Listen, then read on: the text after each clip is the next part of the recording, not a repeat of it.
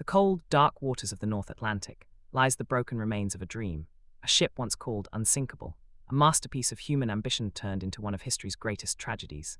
This is the story of the RMS Titanic, a story of pride, luxury, love, and loss. Stay with me because over the next 13 minutes, you will witness how a ship that symbolized human greatness met a fate no one believed possible, the dream of a giant at the beginning of the 20th century. The world was changing fast. The Industrial Revolution had transformed nations, and competition between shipping companies was fierce. One company stood determined to dominate the seas. The White Star Line, their plan, build the most luxurious ships ever seen, not the fastest, but the most magnificent. At the heart of this vision was a man named J. Bruce Ismay, and the shipbuilder behind it all, Thomas Andrews. Together, they envisioned three sister ships, Olympic, Britannic, and the Crown Jewel. Titanic, a floating palace designed to redefine luxury forever.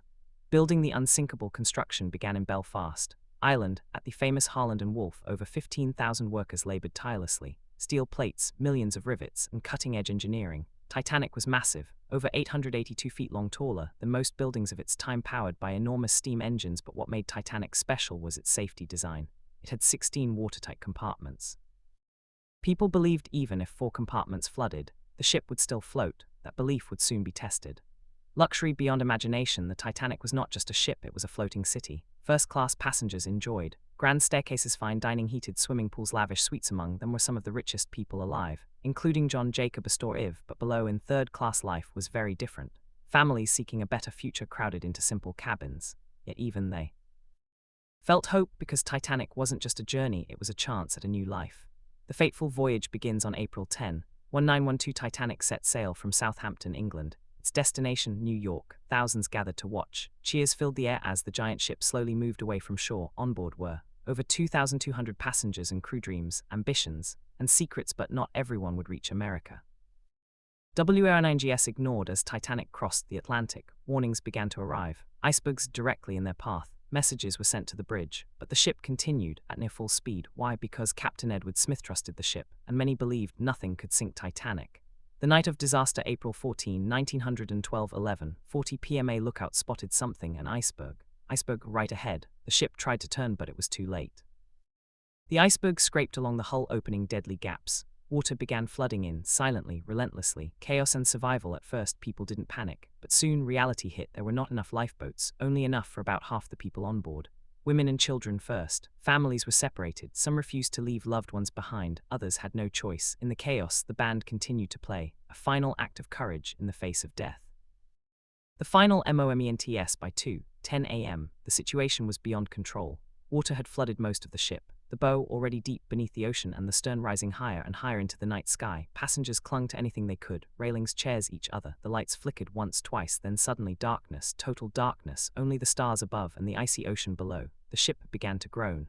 A deep, terrifying sound, metal bending, rivets snapping, the sound of something enormous breaking apart. Then Titanic split in two. The bow disappeared first, slipping silently into the abyss, but the stern hung in the air for just a moment that felt like forever. People screamed, some prayed, others simply held on. Then the stern fell back onto the ocean before rising again, almost vertical. And in that final moment, the last piece of Titanic plunged beneath the surface. At exactly 2:20 am, RMS Titanic was gone, and then there was silence. No engines, no lights, no music, just the sound of the ocean and over 1,000 voices crying out in the darkness.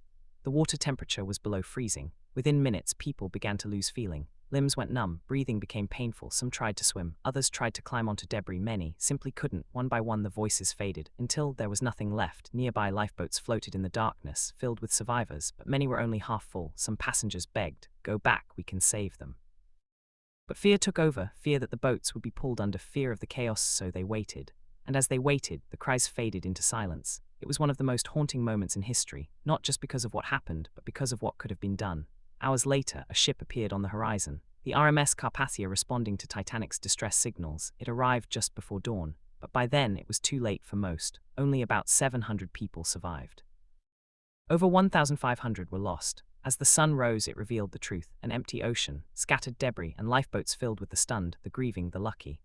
Aftermath and discovery. The world reacts. When the news reached the world, it was met with disbelief. How could the unsinkable ship sink? Newspapers exploded with headlines: Titanic sinks, hundreds lost ATC, tragedy in the Atlantic. Families waited, hoping their loved ones were among the survivors. Many were not.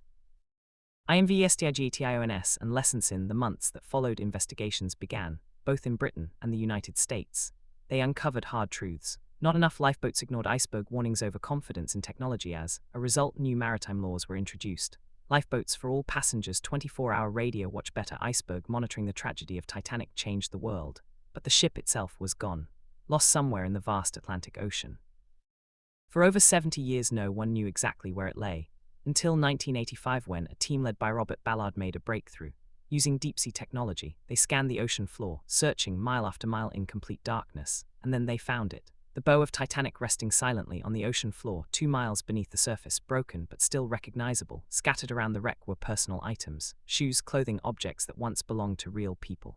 A reminder that this wasn't just a shipwreck, it was a grave. Out of respect, many believe the site should never be disturbed, because beneath those waters lie the stories of over 1,500 souls. More than a century later, Titanic remains one of the most powerful stories ever told. It has inspired books, documentaries, and the iconic film Titanic. But beyond the stories, beyond the legend, lies the truth. Titanic was a warning, a reminder that no matter how advanced we become, nature always has the final say. The Titanic was more than a ship, it was a moment in time, a collision between human ambition and reality, and even today its story still echoes across the world, because some stories are too powerful to ever be forgotten. If this story stayed with you, then you already understand its power. Hit like, subscribe for more powerful documentaries, and share this video with someone who needs to hear this story, because history is not just what happened, it's what we choose to remember.